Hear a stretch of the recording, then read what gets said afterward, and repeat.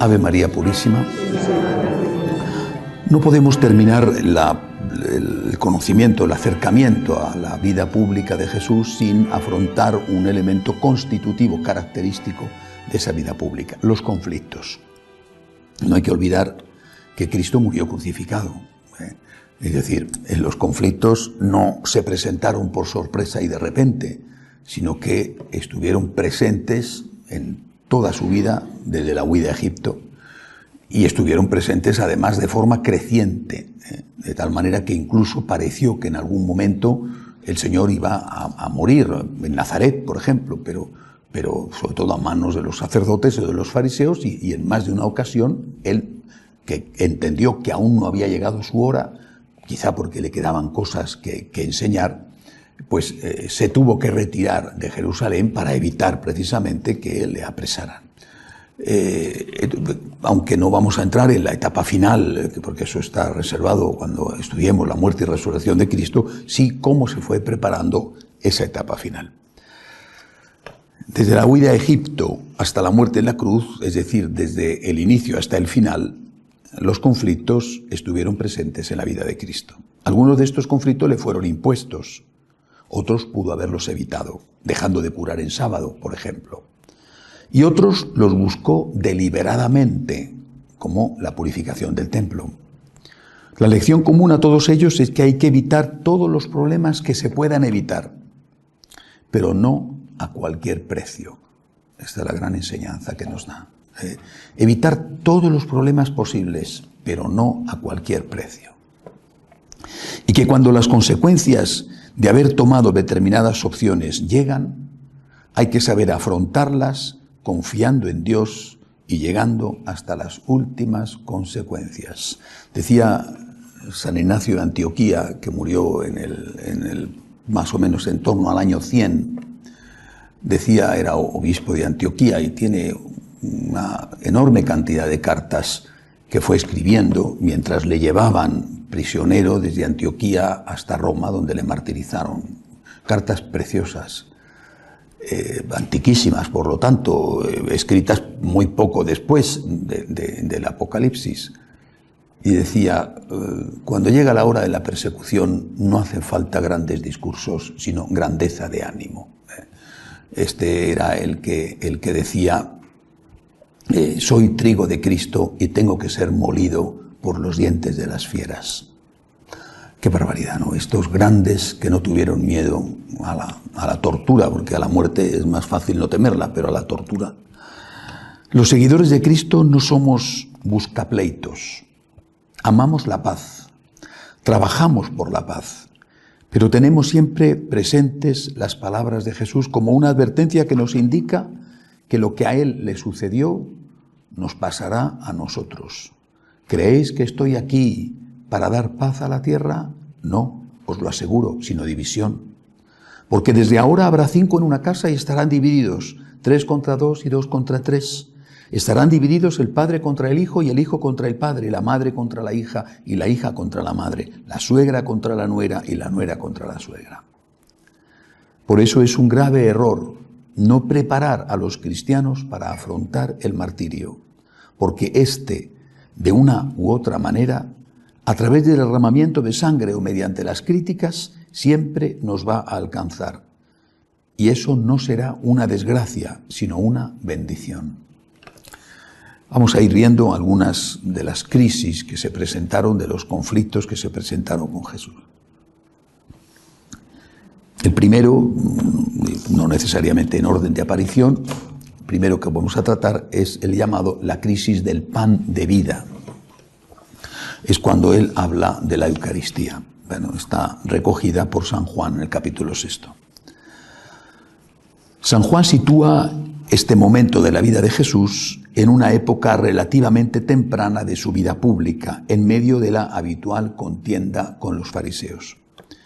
El Señor está en Cafarnaúm, en un sitio por lo tanto relativamente seguro para él. Se encuentra rodeado de sus discípulos y emprende entonces una catequesis que considera decisiva, la de la Eucaristía.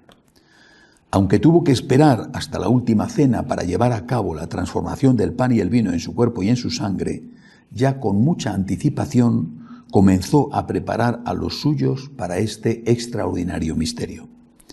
En la confrontación con los fariseos, estos le piden una señal que demuestre que Dios respalda sus pretensiones de divinidad. Es absurda la petición, pues acababa de hacer el milagro de la multiplicación de los panes y los peces y la gente le estaba buscando para proclamarlo rey, hasta el punto de que el Señor se enfrentó con ellos reprochándoles su egoísmo a la hora de seguirle. Vosotros me buscáis no porque habéis visto señales, sino porque habéis comido de los panes y os habéis saciado, también en el Evangelio de Juan.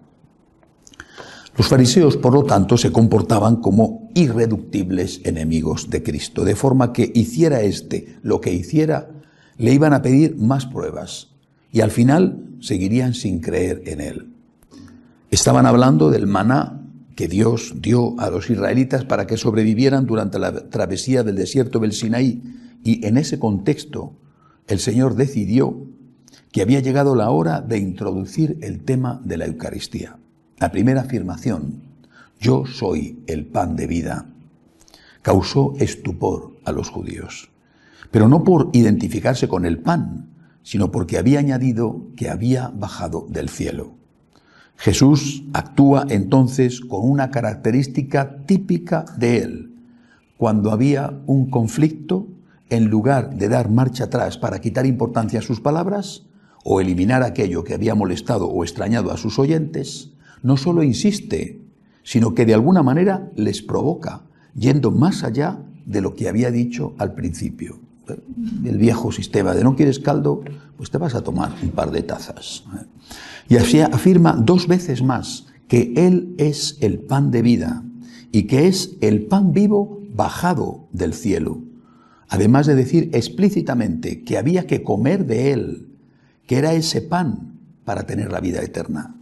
Si uno come de este pan, vivirá para siempre, y el pan que yo le voy a dar es mi carne para la vida del mundo. La cosa se hizo tan clara que los judíos ya no discutieron sobre lo de bajado del cielo, sino sobre una afirmación que les sonaba claramente a canibalismo. ¿Cómo puede éste darnos a comer su carne? Pero el Señor siguió insistiendo, bien consciente no solo de lo que decía, sino de la reacción que provocaba en sus contrarios. En verdad os digo, si no coméis la carne del Hijo del Hombre y no bebéis su sangre, no tenéis vida en vosotros. Llega hasta el punto de provocarles, diciéndoles que su cuerpo y su sangre sí que eran el pan del cielo que daba la vida eterna, no como el que comieron vuestros padres y murieron. La reacción quizá fue más allá de lo previsto, o no, y algunos de los discípulos se pasaron al bando enemigo. Muchos de sus discípulos, al oírle, dijeron, es duro este lenguaje, ¿quién puede escucharlo? Y desde entonces, muchos de sus discípulos se volvieron atrás y ya no andaban con él. Se diría que tras el enfrentamiento de Cristo con algunos de los que le seguían y que lo hacían por interés, el Señor quería librarse de aquellos que más pronto o más tarde le iban a abandonar para sentirse seguro con los que le permanecieran fiel. Por eso se dirigió a los apóstoles preguntándoles si ellos también iban a abandonarle. Pedro, en nombre de todos, respondió que no tenían otro sitio donde ir, porque solo él llenaba su alma. Tú tienes palabras de vida eterna. La escena termina con una profecía que se cumpliría en su momento, la de que uno de ellos le iba a entregar. A ese Jesús le califica de diablo. El Señor, por lo tanto, presenta la Eucaristía no solo como alimento que da vida eterna, sino como un alimento que es necesario comer para tener esa vida eterna. Si no coméis la carne del Hijo del Hombre y no bebéis su sangre, no tenéis vida en vosotros. Además, ese alimento imprescindible es Él mismo, su cuerpo y su sangre. Era difícil de entender por los judíos y por los propios discípulos lo que Jesús les estaba enseñando, y tuvo que ser el Espíritu Santo en Pentecostés quien les aclarara todo. Para entonces ya había tenido lugar la última cena con la institución de la Eucaristía. La presencia real del Señor en cada una de las especies eucarísticas, el pan y el vino consagrados, era alimento comestible sin caer en la antropofagia, y era auténtica fuente de vida, de consuelo y de fuerza. Quedaba ya dada la lección de que ese pan y ese vino consagrados eran realmente Él mismo, su cuerpo y su sangre, pero no una carne y una sangre desprovista de vida como la del animal sacrificado que se vende en la carnicería, sino el mismo Cristo vivo presente en el pan y en el vino. Les quedaba también a los apóstoles y al resto de los discípulos experimentar lo que Jesús acababa de anunciar y prometer, no solo que eran alimentos comestibles, sino que eran fuente de vida eterna. Pregunta con respuesta. ¿La Eucaristía sigue siendo motivo de conflicto? La Eucaristía es el pan de vida, es el cuerpo de Cristo, es su presencia real en la tierra. Pero precisamente porque es el mismísimo Cristo, es como el Señor durante su vida mortal, un signo de contradicción. En aquel momento, como hemos visto, muchos se alejaron de Él, porque no le entendieron y pensaron que les estaba invitando a una especie de canibalismo. Hoy, incluso para algunos católicos, ha dejado de ser presencia real de Cristo para convertirse en un símbolo de fraternidad al estilo protestante. Para otros, comulgar se ha convertido en un acto social, en una costumbre, en algo que hay que hacer en determinados eventos como bodas o funerales. Los hay también que, creyendo en la Eucaristía, consideran que comulgar es un derecho y no aceptan la condición que impone la Iglesia de estar en gracia de Dios para poder recibir al Señor. Por todo ello, en los últimos años, la Eucaristía se ha convertido en una causa de debate, en un motivo de confrontación, en una especie de campo de batalla en el que se dirime la guerra entre la fidelidad a Cristo y la adaptación al mundo secularizado que nos rodea. Unos la rechazan porque consideran absurdo pensar que en un pedazo de pan o en unas gotas de vino esté el mismo Dios. Otros, incluso estando en gracia de Dios, comulgan con una gran frivolidad y se comportan en la iglesia como si estuvieran en una plaza. No faltan los eclesiásticos que hacen del templo un comedor social o un lugar para reuniones, alegando que el Señor está en medio de sus discípulos muy a gusto y olvidando las palabras de Cristo que señalaban que su casa era casa de oración. Por todo esto, es imprescindible hacer una auténtica catequesis sobre la Eucaristía. Si se tiene fe en la presencia real de Cristo, lo demás será pura consecuencia. La comunión es gracia. El respeto debido, la comunión en gracia, el respeto debido, la preparación necesaria, la oración personal tras la comunión, la adoración fuera de la misa. Incluso, aunque todo esto se dé, hay que insistir en que no es un derecho sino un don, y que por lo tanto el que otorga el don es el que tiene derecho a poner condiciones para recibirlo. La única condición que el Señor pone, tal y como ha enseñado siempre la Iglesia basándose en la palabra de Dios, es estar en gracia. Segundo conflicto, la cuestión del sábado. Aquí recojo dos textos, uno de Lucas y el otro de Mateo. La polémica sobre el respeto al descanso laboral que todo judío debía hacer desde el atardecer del viernes hasta el atardecer del sábado impregna todo el Evangelio. Lo primero que hay que entender es la enorme importancia que para los judíos tenía el respeto a ese precepto. Precisamente porque era tan importante es por lo que se sentían enormemente ofendidos con Jesús cuando lo infringía. Los preceptos que un buen judío debía cumplir, extraídos del Pentateuco, eran 613. Todos eran igualmente importantes, aunque fueran tan distintos entre sí como no comer el nervio ciático del animal, tercer precepto, no hacer escultura para adorar, precepto 27, no codiciar, precepto 38, no pegar al padre o a la madre, 48, no dejar con vida a la bruja, 62, no cocinar carne en leche, 92, no sacrificar sin salar, 118, no comer sebo, 147, no comer reptiles terrestres, 162, no cohabitar con la hija, 195, no tardar en pagar el jornal, 230, no cortar circularmente el cabello de la cabeza, 251, no tatuar permanentemente nuestra piel, 253, quemar al que haya que quemar, 261, no castrar ninguna especie, 291,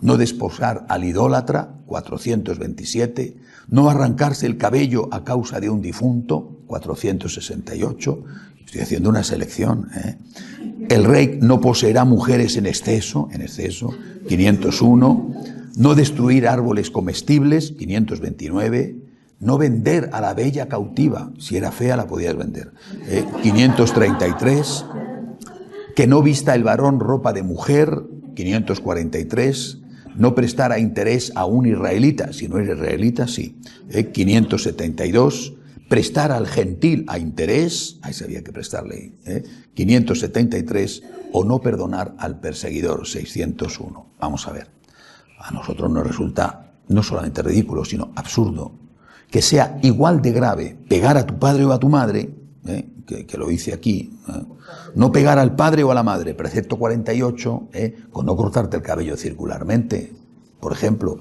Es terrible que sea de la misma importancia no cohabitar con la hija, fíjate, el incesto, es lo mismo eso que no arrancarse el cabello a causa de un difunto, es decir, pero para un judío era igual. O sea, esa inmensa cantidad de preceptos, 613, a ver quién se acordaba de todos, solo especialistas. Así tenían la buena memoria que tenían, pero solo especialistas. El fariseo, el escriba, se lo tenían que saber todo de pe a pa. A ver, el 527, ¿qué dice? Bueno, yo tuve un profesor, cuando estudiaba botánica, catedrático de criptología, madre mía, él nos decía que había que aprender todo de memoria, y yo me aprendí, realmente, si no todo, mucho. Bueno, era más joven y comía más dulce que ahora, y no engordaba.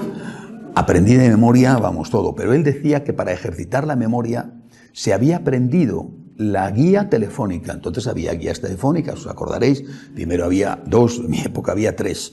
Había la guía por apellidos, había la guía por calles y había las páginas amarillas. Yo no sé si se aprendió las 3 o se aprendió una sola, pero se había aprendido la guía telefónica de memoria. Una bestia, naturalmente, ¿no? Una bestia en el sentido de memoria, ¿no? Una cosa tremenda. Bueno, los judíos especializados sabían los 613 preceptos y los tenían que cumplir, pero lo peor era eso, que a todo le daban el mismo valor. Para un judío normal era prácticamente imposible saberse todos estos preceptos, aunque los estudiaran de niños en la sinagoga, y por eso el cumplimiento de la ley se había convertido en una cuestión de especialistas, que además no discernían entre la importancia de uno u otro precepto. El Señor no se va a oponer a todos esos preceptos, sino que va a intentar que en ellos se establezca una jerarquía de valores, ordenados por el amor y la misericordia. Lo recoge así San Mateo en su Evangelio. No penséis que he venido a abolir la ley y los profetas. No he venido a abolir, sino a darle cumplimiento. Sí, os lo aseguro, el cielo y la tierra pasarán antes que pase una i o una tilde de la ley sin que todo suceda. Por tanto, el que traspase uno de estos mandamientos más pequeños y así lo enseñe a los hombres, será el más pequeño en el reino de los cielos. En cambio, el que los observe y los enseñe, ese será grande en el reino de los cielos. San Mateo. Es ese dar cumplimiento lo que hacía que Jesús pusiera en primer lugar la ley del amor al prójimo, o dicho de otro modo, al hombre por encima de la ley. El sábado ha sido instituido para el hombre y no el hombre para el sábado, de suerte que el Hijo del Hombre también es Señor del sábado. Al hacer eso, se produjo el choque entre el rigorismo fariseo y el equilibrio que Jesús quería establecer entre sus seguidores. No es justo, por lo tanto, ver en el Señor a una especie de anarquista moral, sino más bien a alguien que por ser Dios y por lo tanto por ser el supremo legislador, tiene la autoridad para corregir las desviaciones que se habían ido introduciendo en la enseñanza moral judía y que no correspondían a los designios de Dios. De ahí su afirmación de que Él está por encima del sábado, es decir, por encima de la interpretación de la ley que estaban dando los fariseos. Lo que Jesús quiere dejar claro, por lo tanto, es que si bien la ley hay que respetarla, puede haber circunstancias que hacen legítima la desobediencia o el incumplimiento de dicha ley. La cuestión es, ¿eso vale para cualquier ley? Parece claro que si una persona está enferma en la cama, no peca por no ir a misa el domingo. Lo mismo hay que decir de una mujer que ha sido violada, la cual no comete pecado por haber tenido relaciones sexuales fuera del matrimonio, pues no ha tenido libertad para oponerse a ello. El Catecismo de la Iglesia Católica dice: la ley evangélica lleva a la plenitud los mandamientos de la ley. El Sermón del Monte, lejos de abolir o de evaluar las prescripciones morales de la ley antigua, extrae de ella sus virtudes ocultas y hace surgir de ella nuevas exigencias. Revela toda su verdad divina y humana. No añade preceptos exteriores nuevos, pero ya llega a reformar la raíz de los actos, el corazón, desde donde el hombre elige entre lo puro y lo impuro, donde se forman la fe, la esperanza y la caridad, y con ellas las otras virtudes. El Evangelio conduce así la ley a su plenitud mediante la imitación de la perfección del Padre Celestial, mediante el perdón de los enemigos y la oración por los perseguidores, según el modelo de la generosidad divina. Toda la ley evangélica está contenida en el mandamiento nuevo de Jesús: amarnos los unos a los otros como Él nos ha amado. Esto no significa que la ley del amor anule los 10 mandamientos de Moisés. Sobre esto también habla el Catecismo. Los 10 mandamientos, por expresar los deberes fundamentales del hombre hacia Dios y hacia su prójimo, revelan en su contenido primordial obligaciones graves. Son básicamente inmutables y su obligación vale siempre y en todas partes. Nadie podría dispensar de ellos. Nadie podría dispensar de ellos. Los 10 mandamientos están grabados por Dios en el corazón del ser humano. Sigue quedando abierta la cuestión de la incidencia de las circunstancias en la moralidad de los actos, que es el fondo del debate que Jesús mantuvo con los fariseos cuando les dijo que el hombre era más importante que el sábado.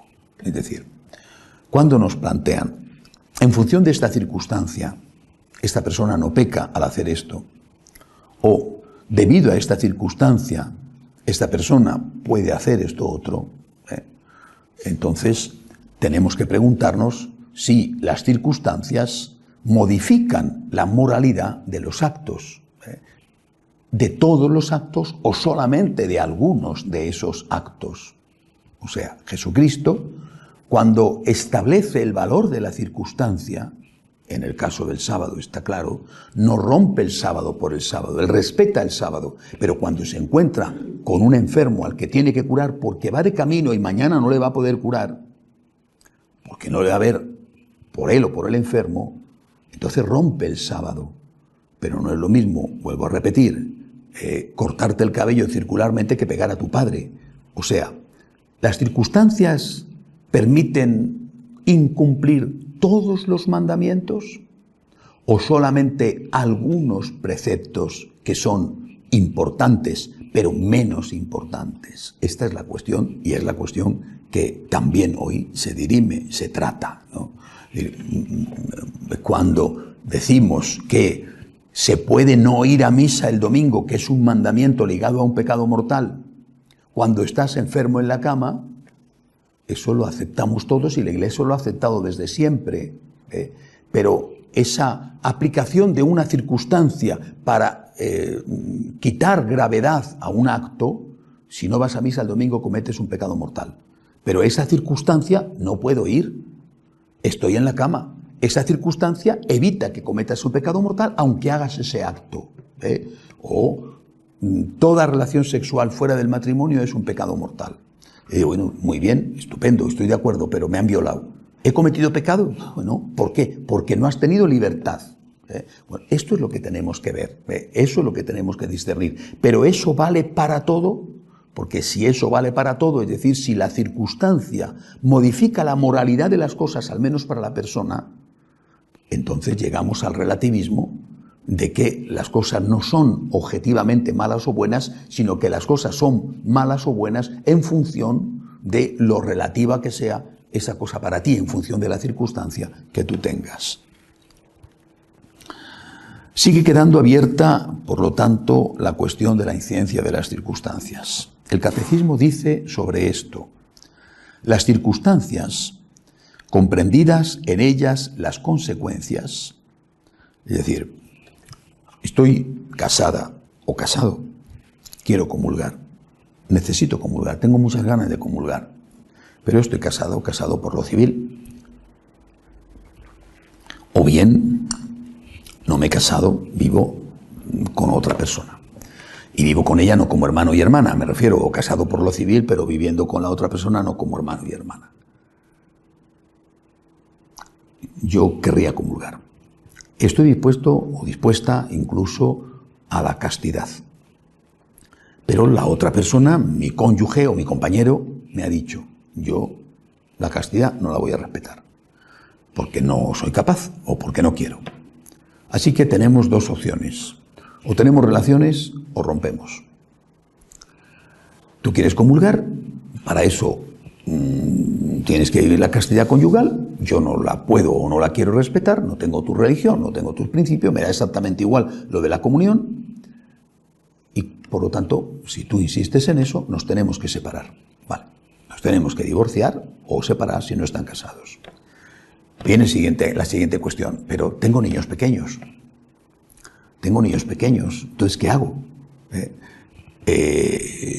Si se produce la separación y la ruptura, hay dos elementos al menos en juego, quizá tres, pero hay un elemento afectivo, no cabe duda, entre las dos personas. Hay el elemento económico, ¿no? ¿Cómo voy a sacar a mis niños adelante? Y también que esa persona, mamá o papá, a lo mejor es una buena madre o un buen padre. Entonces, mis hijos necesitan una madre o necesitan un padre, ¿no? Son ingredientes que entran, ¿no? Eso habrá que verlo caso por caso. Por otra parte, lo hemos hecho siempre, habrá que ver caso por caso, porque si no tienes libertad, de verdad no tienes libertad, pues habrá que estudiar ese caso. Pero una cosa es estudiar un caso en el cual puede haber realmente una falta de libertad, como en el caso de la violación, donde hay una evidente falta de libertad, y otra cosa es ampliar esas circunstancias para convertirlo en una manga ancha en la que todo cabe y por la que todo pasa. Sigue diciendo el catecismo: las circunstancias contribuyen a agravar o a disminuir la bondad o la malicia moral de los actos humanos. Por ejemplo, la cantidad de dinero robado. Pueden también atenuar o aumentar la responsabilidad del que obra, como por ejemplo actuar por miedo a la muerte. Las circunstancias no pueden de suyo modificar la calidad moral de los actos. No pueden hacer ni buena ni justa una acción que de suyo es mala. Tú tienes un problema, el que acabo de describir, que es un problema que se puede presentar, pero que es evidente que no es muy frecuente que se presente, Tienes un problema así. En función de tus circunstancias, que son fuertes y duras, ¿ese acto se convierte en un acto bueno? Jamás. El acto siempre seguirá siendo un acto malo. Esas circunstancias, no cabe duda, atenúan tu propia responsabilidad, por supuesto. Pero el acto no puede cambiar su moralidad en función de las circunstancias. Porque cuando hablamos de estos temas, nos podemos olvidar que este criterio ético sirve para todo, no solamente para el matrimonio, o no solamente para el caso específico de la casada o del casado en estas condiciones, porque en función de esto puedes aplicarlo al adulterio, por ejemplo, al robo, al terrorismo. En función de tus circunstancias, el acto malo se convierte en bueno. Esto la Iglesia no lo puede aceptar jamás. El acto malo es malo. Tu responsabilidad, que es distinto, tu responsabilidad puede quedar atenuada o agravada en función de las circunstancias, pero nunca hasta el punto de que lo malo se pueda convertir en bueno. El mal siempre será el mal. El mal no se puede transformar diciendo, ahora esto es bueno para mí, yo puedo tener relaciones, o yo puedo robar, o yo puedo matar por mis circunstancias. No, tus circunstancias, habrá que estudiarlo, pueden quitarte, atenuar hasta tal punto que te quiten el grado de pecado, pero lo que estás haciendo sigue siendo un acto malo. Eso está mal hecho. Repito, ese es el problema, no es tanto la aplicación a un caso concreto, cuando la transformación de un acto malo en un acto bueno. Mira, tener relaciones sexuales fuera del matrimonio está mal. Ahora, a ti te han violado, pero no vamos a decir, porque te hayan violado y tú no hayas querido la violación y por tanto no hayas tenido libertad, no vamos a decir que la violación es buena. La violación es un acto malo. Tú no has cometido pecado, de acuerdo. Tus circunstancias han atenuado el grado de pecado hasta el punto de que lo han eliminado, de acuerdo. Pero la violación es mala, ¿eh? Es decir, eso no está bien. No está bien y tú lo sabes, que eres la víctima, que eso no está bien. Es decir, tu circunstancia ha podido atenuar, es lo que dice el catecismo, pero no hasta el punto de transformar un acto malo en un acto bueno. También dice el catecismo, es por tanto erróneo juzgar de la moralidad de los actos humanos considerando solo las intenciones que los inspiran o las circunstancias. Ambiente, presión social, coacción o necesidad de obrar, que son su marco. Es decir, considerar que los actos no son ni buenos ni malos en sí, sino que son las circunstancias los que los hacen malos o lo que los hacen buenos, esto no es admisible. Pongamos un ejemplo tan frecuente. Yo estoy enamorado de esa persona.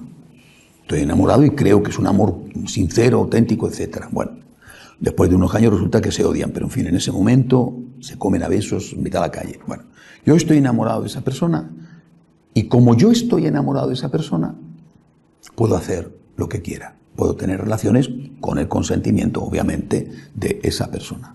Vuelvo a leer lo que dice el catecismo. Es, por tanto, erróneo juzgar de la moralidad de los actos humanos considerando solo las intenciones que los inspiran o las circunstancias. Ambiente, presión social, coacción o necesidad de obrar, que son su marco. Hay actos que por sí y en sí mismos, independientemente de las circunstancias y de las intenciones, son siempre gravemente ilícitos por razón de su objeto. Por ejemplo, la blasfemia y el perjurio, el homicidio y el adulterio. No está permitido hacer el mal para obtener un bien. Pregunta con respuesta. ¿Hay alguna ley moral que se pueda quebrantar, aunque sea por hacer el bien a alguien? Cuando se habla de que el Señor rompía la ley del descanso del sábado para curar a algunos enfermos, se suele olvidar dos cosas. La primera es que eso lo hacía solo de forma ocasional en contadas ocasiones. La segunda es que estaba incumpliendo un precepto que no era esencial. Esto hay que tenerlo en cuenta, que no es lo mismo el adulterio que comerse unas espegas en el sábado cuando vas andando. O sea, que los judíos pusieran al mismo nivel una cosa y otra era un problema trágico para el judío porque les agobiaba la vida. Pero eso quedó superado. Es decir, tenemos una categoría de normas, aparte de que las 600 y pico, por supuesto, las hemos olvidado y nos quedamos con las esenciales. Pero nosotros hemos distinguido siempre entre pecado mortal y pecado venial. Es decir, hay cosas que tienen una gravedad y cosas que tienen otra gravedad. Y esas cosas que son esenciales no fueron nunca violadas por Jesús. Fueron aquellas cosas de su época y de su cultura, de aquella religión, las que sí fueron, en función de unas circunstancias y en contadas ocasiones, violadas por Jesús. El Señor rompe el precepto del sábado no siempre cuando hay una necesidad, porque era más importante ayudar a un enfermo que no andar una serie determinados de pasos el sábado o curar a esa persona que en sí mismo lo consideraban un trabajo que no se podía hacer. Es decir, El Señor nunca incumplió un precepto que fuera esencial. No estaba matando a nadie, ni robando a nadie, ni calumniando a nadie, ni siquiera estaba incumpliendo el tercer mandamiento de la ley de Dios que obliga a santificar las fiestas. Es difícil encontrar un paralelismo entre aquello y algo equivalente a los preceptos que los católicos estamos obligados a practicar. Y esto es lo que están haciendo. Están comparando aquella violación del precepto del sábado con la comunión sin estar en gracia de Dios. Es que no me puede usted comparar una cosa con otra, porque entonces cae usted en el ridículo de los judíos que comparaban pegar a tu padre o a tu madre con no comerte el nervio ciático del animal o con no cocer la carne en la leche. Que no puede usted comparar las dos cosas. No es lo mismo acostarte con tu hija que la forma en que te cortas el pelo, por favor. Si tú me estás comparando ambas cosas, lo del sábado con matar o con el adulterio, estás cayendo en aquel error que comparaban y daban a todo lo mismo. Lo que pasa es que ellos lo harían por su cultura y por tantas cosas que el Señor tuvo que purificar, y esto lo hacen de mala fe, porque saben perfectamente que no son comparables, pero lo comparan. Es difícil, repito, encontrar un paralelismo entre aquello y algo equivalente a los preceptos que los católicos estamos obligados a practicar. Ni siquiera se podría decir que es semejante a dejar de asistir a misa el domingo. Me refiero a la violación del sábado o el incumplimiento de la ley del sábado. Aunque para un católico no hay problema en no ir si se está enfermo o si es urgente ayudar a una persona que está necesitada. Tú vas a misa, vas con tu coche a misa, hay un accidente de tráfico, ves que están los heridos ahí, entonces tú avisas a la policía, en fin, a la ambulancia, y si puedes te quedas allí ayudando en la medida en que puedas. He perdido la misa y a lo mejor era la última misa de la tarde. Digo, oye, bien perdida está. Te unes espiritualmente al Señor, porque en ese momento tenías que ayudar a una persona que se estaba desangrando. Y tenías que estar allí. Eso es lo que tenías que hacer. Esto es algo que todos hemos aprendido desde niño. Pero una cosa es algo tan extremo que normalmente no te pasa nunca en la vida, y otra cosa es que no vas a misa porque tienes ganas de quedarte viendo un partido de fútbol, de que son cosas muy diferentes.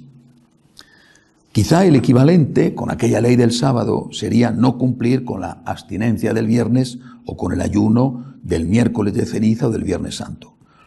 Por supuesto, eso se puede hacer, como sabéis, con unas condiciones. El enfermo no está sometido ni a la ley del ayuno ni a la ley de la abstinencia. El anciano lo mismo, el niño hasta una cierta edad lo mismo, incluso en algunas ciudades, como por ejemplo Sevilla, concretamente y seguramente. En otras, el obispo dispensa del ayuno en el Viernes Santo, no sé si a toda la población o al menos a los que llevan las andas, llevan a la Virgen o llevan a los pasos, ¿no? Por eso resulta absurdo y desproporcionado tomar pie del incumplimiento ocasional por parte de Cristo del descanso del sábado para justificar una especie de anarquismo moral según el cual para el católico todo le estaría permitido y no tendría otra ley más que obedecer a su conciencia, que es una conciencia cada vez más relajada. Otra cosa distinta es saber cuándo se comete pecado mortal, y en eso la Iglesia ha sido muy clara siempre. Para que un acto sea pecado mortal para ti, tiene que cumplir 3 condiciones. Primera condición, que sea materia grave. Y tú le sacas la lengua a una persona, aunque se la saque realmente con mucha rabia, no digo que le arranque la lengua, que es distinto, ¿no? Le saque la lengua. Aunque se saque con mucha rabia, mucho coraje, lo que sea, no. Hombre, eso no es un pecado mortal. Porque no hay materia grave. Si tú le pegas 2 tiros, sí, ¿no? Que no es igual. No sé si un judío lo consideraría igual, nosotros no lo consideramos igual. Primero, que haya materia grave. Segundo, que el que ejecuta ese acto sepa que lo es decir, que es un pecado mortal, que hay materia grave. Y tercero, que tenga libertad para hacerlo. Las 3 condiciones de toda la vida que la Iglesia ha establecido para saber si algo que hemos hecho o que vamos a hacer es pecado mortal. La libertad ciertamente no suele ser absoluta, pero sí debe de ser suficiente. Nunca tenemos una libertad absoluta, pero sí suficiente. Incluso civilmente, un acto cometido sin libertad no tiene validez. Por ejemplo, la firma de un contrato bajo amenazas a uno mismo o a un familiar. Por eso la mujer violada no comete pecado, puesto que no tiene libertad para negarse a tener sexo fuera del matrimonio. No siempre es fácil discernir sobre el grado de libertad y, como consecuencia, sobre el grado de imputabilidad moral en lo que se hace. Por eso es necesaria la dirección espiritual, pues uno no puede ser juez y parte a la vez. En cualquier caso, un acto malo nunca puede ser considerado bueno en función de las circunstancias. Es decir, una violación no es un acto bueno por el hecho de que la violada no sea libre. Ella no comete pecado, pero el acto sigue siendo malo. Y el violador sí comete pecado, además de cometer un delito. No hay, pues, leyes morales fundamentales que se puedan incumplir en función de las circunstancias, como si dejaran de ser obligatorias. Sí puede haber circunstancias que hacen que el acto que se lleva a cabo, que es y sigue siendo objetivamente malo, no lo sea para esa persona concreta en ese momento concreto. Eso es lo que justamente tiene que verse en la dirección espiritual. Ciertamente aquí hay un riesgo, está claro. El riesgo es la relajación. Bien la relajación de la propia persona por sí misma si no consulta, o bien la relajación que se produce cuando te encuentras con un director espiritual que tiene una manga ancha por la cual cabe el mundo entero. Por eso, lo que tratas de ir buscando confesores o directores espirituales que te digan lo que tú quieres escuchar, y va buscando a otro y a otro y a otro hasta que te digan que puedes hacer lo que quieras. Se trata de buscar a alguien en quien confíes y que sea suficientemente fiel a la Iglesia para que le digan: usted, tengo esta circunstancia, ¿me puede usted ayudar? ¿Cómo tengo que responder? ¿Cómo tengo que hacer para no ofender a Dios, que es mi deseo? Por encima de cualquier cosa, es mi deseo no ofender al Señor. Y por lo tanto, ayúdeme, porque no quiero hacer nada malo, y prefiero abstenerme de comulgar, por ejemplo, si no he logrado evitar eso, antes que comulgar ofendiendo al Señor, creyendo que es que yo necesito al Señor, cuando en realidad yo necesitaré al Señor, pero a la vez estoy ofendiéndole, y eso es muchísimo peor todavía para mí y para él que si dejara de comulgar. Hacemos un momento de oración en silencio.